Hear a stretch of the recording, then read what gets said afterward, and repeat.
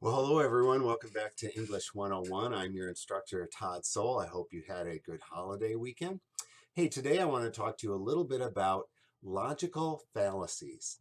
Now, you're going to have to put on your philosophy hats a little bit for this because um, fallacies of logic or errors in reasoning are typically what are discussed in a philosophy course. So maybe some of you have taken philosophy, maybe some of you haven't. It's a great class to take, by the way. It will have your head kind of spinning sometimes when you walk out, like, what did we just talk about? But it's important that we examine logical fallacies, especially as writers and as people who are absorbing information and trying to determine fact from fiction, logic from illogic. And so, like I said, for this class, you'll have to put on your philosophy hat. So I'm going to put my philosophy hat on.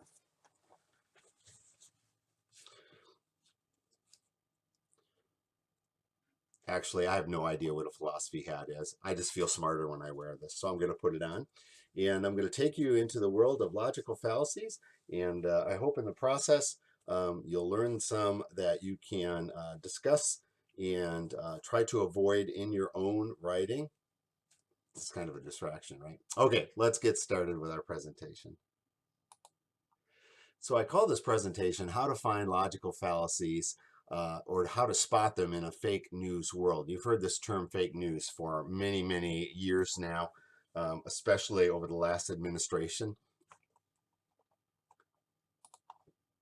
And I want to say this from the outset. A lot of this is going to sound political, but I'm not here to steer you, in one direction or another on the political spectrum. That is entirely up to you.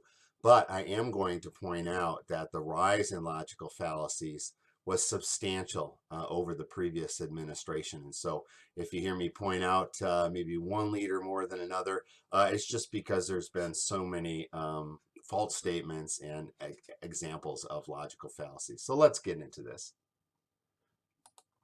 So the first one I want to talk about is what we call blanket statements. So think of a blanket completely covers something, right? As if nothing can get out from under that blanket. And you tend to see very restrictive language. So you see words here like all, every, no, always, none, percentages that are never fractional, they're always 100, must, only, to make an assertion. So you might hear someone say like, um, all immigrants should be deported or something along those lines. And a blanket statement is a very easy thing to say when you have a lot of passion as well. And so we hear this logic or this illogic frequently. Um, the next one I want to talk about are logical fallacies that deal with false dilemma or either or thinking. So I put together kind of the idea here. You've seen the Venn diagram before. Notice how there's a middle ground in there. The problem with either or false dilemma is that's almost never the case. There are some polarizing issues, I suppose, like capital punishment, abortion, that sometimes do this. But unfortunately, without meeting in the middle, nothing ever happens. Nothing gets accomplished. One of my students said here, do you mean Republican and Democrat? Well, maybe sometimes, but I mean, it could be different kinds of people or different groups, different tribes, if you want to say. But without meeting in the middle, nothing can be done.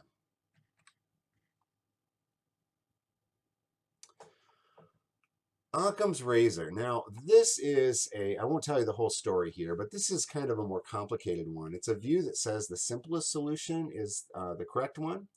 For example, let's say there's a bridge. My wife and I visited our daughter in New York City a few years back, and we walked the Brooklyn Bridge, famous place where people would commit suicide. There was early on this illogic as, hey, this is getting out of control. We'll close the bridge.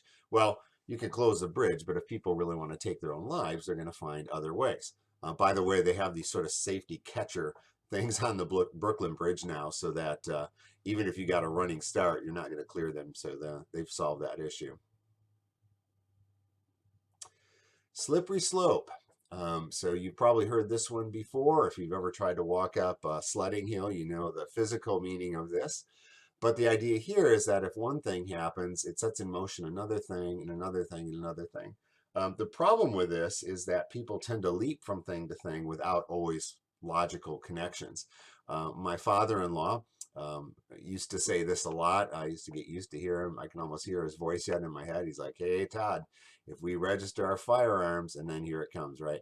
The government will outlaw guns and they'll take away our guns and they'll cancel the Bill of Rights and we'll live in a dictatorship. So somehow we went from this to dictatorship on a slippery slope. But that's extremely unlikely. And again, the problem is you're sort of hypothesizing without really hard evidence, and then you end up with a problem. Circular arguments. Now, this is a little tricky to understand. I'm going to show you an example from a philosophy textbook that I have. And it's an idea that one argument relies on its claim for support. I often say, like, if you have a 3 or 4-year-old and they keep asking questions and you just said, finally you give up, you say, because I say so. You don't really have any more logic because you've exhausted everything you have. Now, here's one from that philosophy textbook. It's a little hard to read, so I'll kind of show you how this kind of works as a graphic. And this comes from the idea of faith and religion. We know God exists because God is all powerful. We call that omnipotence. And a non-existent God would not be as powerful. So therefore we know. And so we get stuck in this kind of loop trying to prove the existence of God. Now, don't get me wrong here. I'm not here to challenge anyone's faith. I consider myself a person of faith as well. But there is no scientific, logical way to prove God. And so I hear arguments like this that actually fall into that circular category because there is no outside support. But don't get me wrong. I think faith is a beautiful thing. And I think the neat thing about faith is that it doesn't require logic, does it? It requires belief. But again, if you try to use science and faith together, you're going to end up with fallacies and errors in reasoning almost every time you try to prove something. Hasty generalization. Boy, if I had $1 for every one of these, I'd be a rich man now. So this is the idea where, one event happens and people just make a broad blanket statement. This has been very popular over the years. We know about ISIL and ISIS. They commit violent acts in the name of Islam. Therefore, all Muslims are terrorists. Of course, that is grossly false. If you study Islam, the pillars of Islam, peace is one of those pillars. ISIS tends to pick and choose what it likes from the Quran, overemphasizes jihad, overemphasizes Sharia law, and so they are a sect. They really do not represent the real faith. Again, it's a hasty generalization, one that I hear quite frequently in the West here, and I think it's because, again, of a fear a bit and a lack of education. All right, then we're going to throw some Latin at you. Post hoc ergo propter hoc, and a lot of these are in Latin because it was common for people like Aristotle and so forth to talk about these, and then Latin became the language that most of this work was written down in.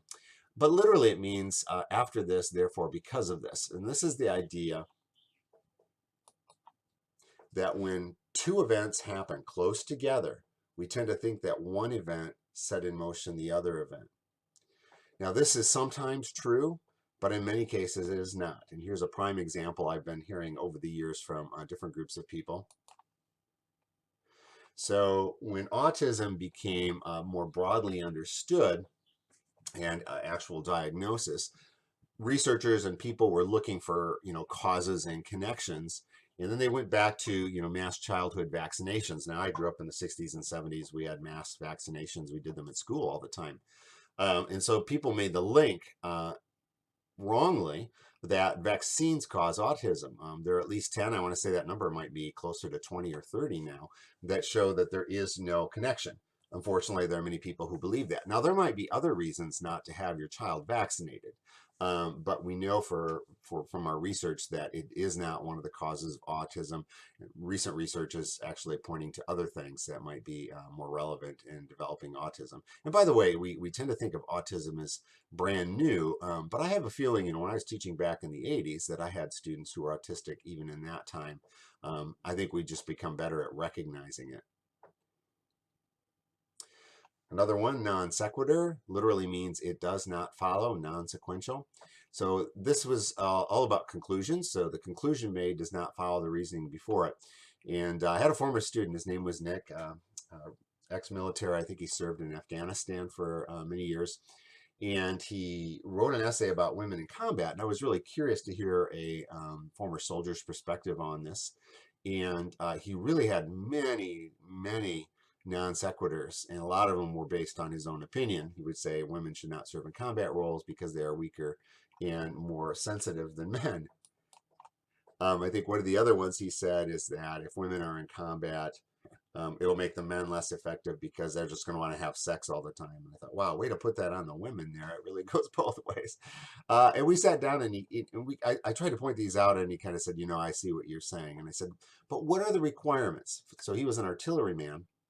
I said, if you were looking at women or men or as a group, what are the requirements to be an artilleryman? He says, well, you have to be able to lift 100 pounds. That's the weight of a shell to load the cannon. I said, okay, so that's a physical requirement. So either men or women need to be able to lift that to be in that combat role. And so he revised the essay, kind of dropping a lot of those non sequiturs.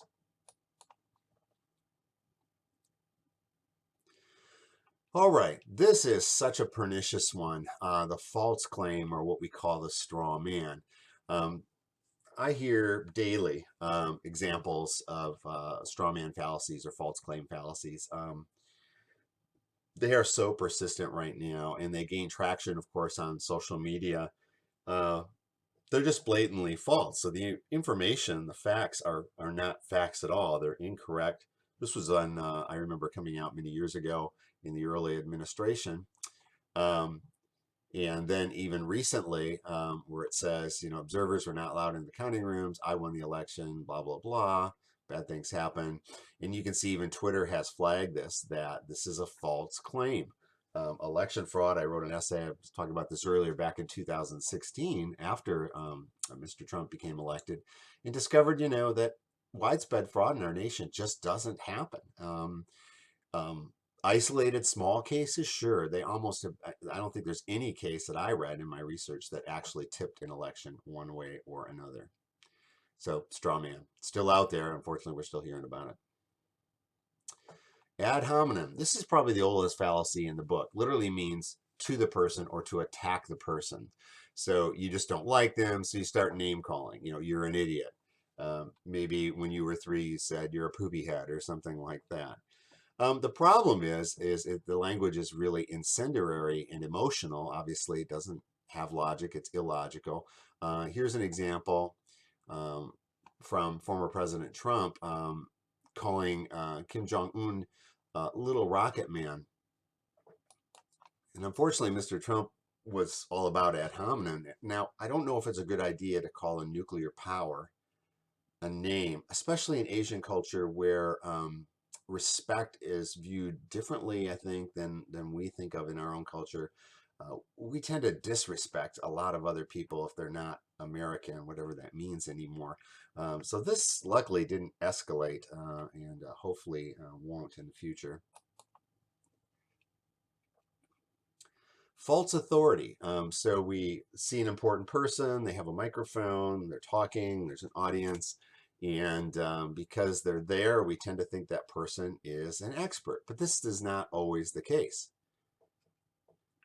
This is from former presidential candidate and head secretary Ben Carson. He's a neurosurgeon. When he was making a speech many, many years ago, this is actually 1998 before he ran for president, and he's talking about the pyramids, and he's saying, my own personal theory is that Joseph built the pyramids to store grain. Now, Dr. Carson is a brilliant man. There's no doubt about that. But it's clear that pyramids were built as tombs. There's no evidence to suggest that they were made for grain storage. They're just these enormous tombs because the pharaohs were considered gods. Bandwagon. You're probably guilty of this. Maybe when you were younger, maybe even some examples now, because someone believes something or does something, everyone sort of says we should do it too, or I should do it too. There's an interesting etymology for this on bandwagon. What would happen is, like, when a circus came into town, they would kind of parade it through town, and the bandwagon would follow it up. Musicians were playing, and they would stop somewhere, and people would just kind of follow along, like, hey, what's going on here? And then after they were done playing their instruments, they would say, hey, we're going to have a carnival. It's going to be 2 days, Saturday, Sunday. Here's where you can come. But it was literally kind of a Pied Piper kind of strategy, quite effective, in the days before the kind of media and communication that we have today. Um, Now, this is one that is an example of bandwagon. I probably should replace this because it's getting kind of old, 2017. But a lot of people started believing in this thing called the Bowling Green Massacre, the Bowling Green Massacre. And Kellyanne Conway, who's a former spokesperson for the Trump administration, kept saying she was being critical of the media. I don't remember who was interviewing her at the time, but she said, most people don't know about this Bowling Green Massacre because it didn't get covered. And so everyone scrambled, what is the Bowling Green Massacre? That's because there was no Bowling Green Massacre. So Conway, along with others, she's not solely responsible for this. Of course, that's not the case. But they jumped on this bandwagon of incorrect facts. So it kind of became a straw man argument as well. All right, more Latin. Ad misericordiam is an appeal to pity and the audience's feelings. Now, some of you might recognize this Canadian singer. Her name is Sarah McLachlan. And I can't really make the link work here, but if you open up the PowerPoint slides contained above, you can listen to the song. And you know how it goes. She sings, "You're in the arms of the angels." And then they show these pictures of these really sad puppies and kittens and dogs who've been injured or have disabilities. And it just grabs your heart, right? But do you know what's coming at the end? Here's the telephone number. Please send us your money. And so this is an overly emotional appeal to pity. I've seen the same thing with relief groups who provide aid to children in different parts of the world.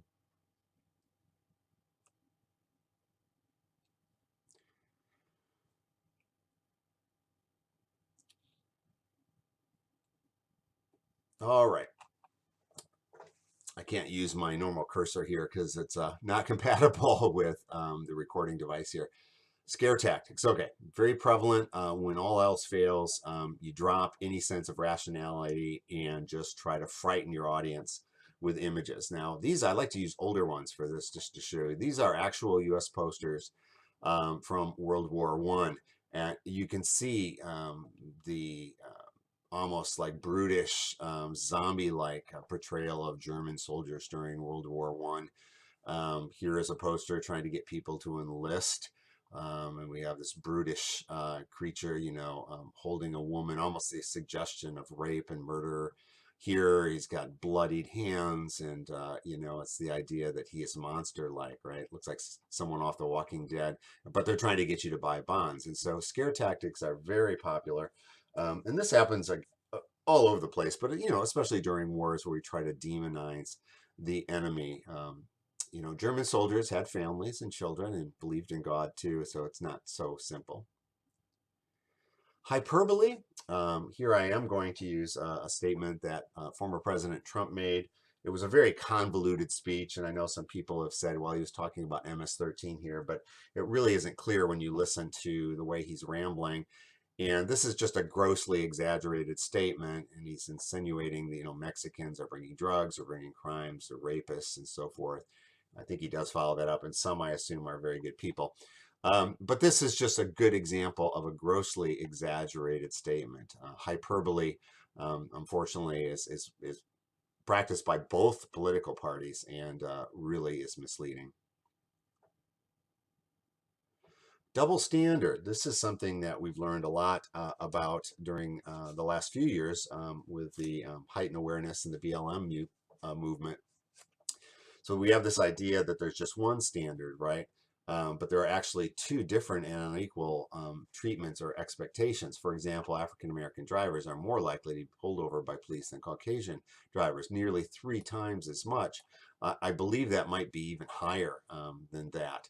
One of my students, we were talking about this, he was African American, and And he said, he said out loud, driving while black. And a lot of my students who are African American have been pulled over for really not logical reasons. Moral equivalence. This is where you have two very unequal ideas, but they're balanced against each other morally as if they are equally bad and good. So after the protests in Charlottesville, Virginia, about 4 years ago now, President Trump had a real opportunity to condemn white supremacy and all the racist underpinnings of that. I mean, the very idea of white supremacy is racist, and some people try to tell me it's not. I don't see the logic in that. But he missed it. He said, I think there's blame on both sides. You had a group on one side that was bad, you had a group on the other side that was also very violent. Um, the president missed the opportunity to unequivocally condemn racism, white superiority in that movement. And the bad thing is, I feel like it's given traction to some of these movements in our country, which is unfortunate. Inconsistent treatment. Arguers look for facts to support their side of the argument, but ignore facts that work against the other side. Now, to some degree, I think we're all guilty of this, even in our writing. So when we write our final essay, you'll notice that I'll want you to include a counter argument or address counter arguments. For example, the only way to stop criminal immigrants from entering the country is to build a wall. Most immigrants are not criminals, and actually, a great number of them come into the country by plane. So we tend to focus on, people from Latin America coming over the border, but we have large numbers of immigrants who travel here, and they just don't return. I think that statistic is still valid. Now, the next few ones I want to look at. Oh, one more before we get to others here. One more traditional logical fallacy is equivocation. It's a fallacy. It makes contradictory claims in an argument. And so he's trying to say two things at once. Former President George W. Bush had this banner, or at least somebody put it on the aircraft carrier where he gave a speech. It said mission accomplished, and this was during the second Iraq War. But it was very premature to say mission accomplished. I mean, there was nothing close to that. And so we had this sort of equivocation. The war is on, the war is over. Which one is it? Now, the next ones I want to look at don't fall into the traditional fallacy, but they contribute to fallacies. And so I'm going to point them out. They're called other names or described differently, but I'm just going to use the vocabulary that I have. So the first one is photoshopping and memes. This happens all over the place.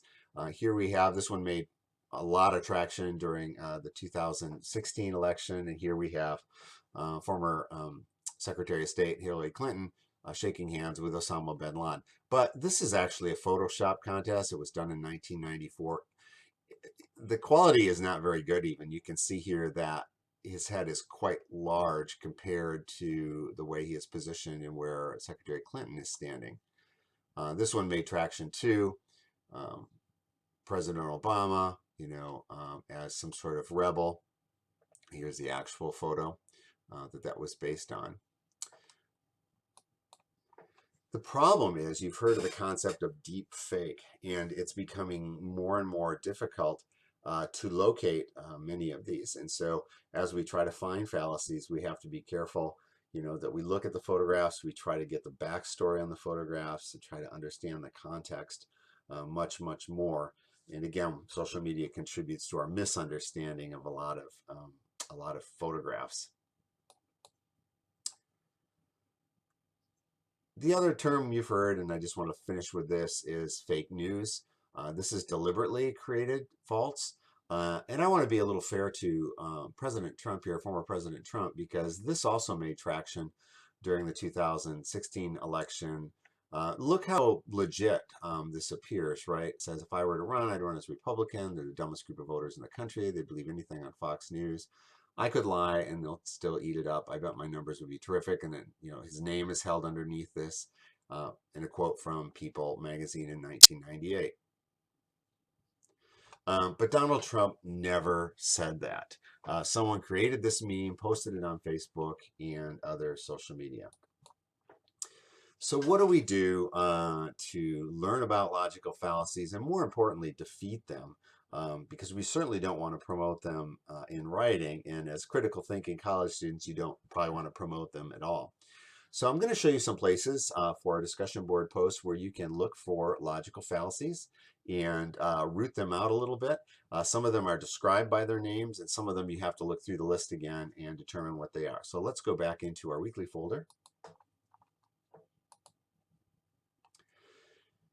And I'm going to scroll down to our discussion board. And there are a number of places where I like to look for logical fallacies. The first one I'm going to go to is called fallacyandlogic.com.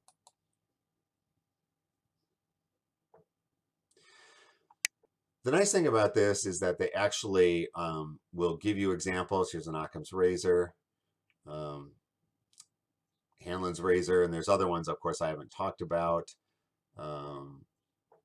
Cherry picking, ad hoc fallacy. So you can click on these and they'll explain them and help you understand. So this is a good site to go to if you want to understand them more.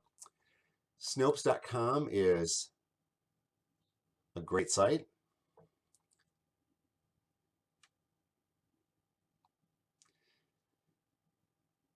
And it's loading a little bit slower here.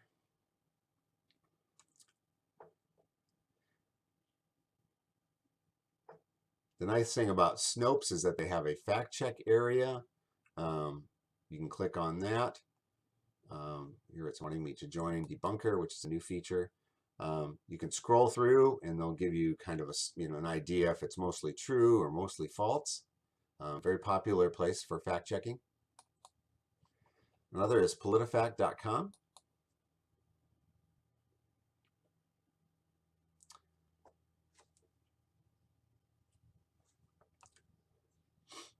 Again, this is loading pretty slowly because I've got so many items open here on my screen. So they have what we call the heatometer or pants on fire meter. So they'll take something going on recently and they'll call it false, or if it's like really blatantly false, they'll call it pants on fire, which I find interesting. They have degrees, of course, of mostly false, and so it's fun to scroll through, especially these pants on fire ones. I always thought that was a fun scale, a great graphic way of showing that. And then lastly, one of my favorite places is the Washington Post Fact Checker.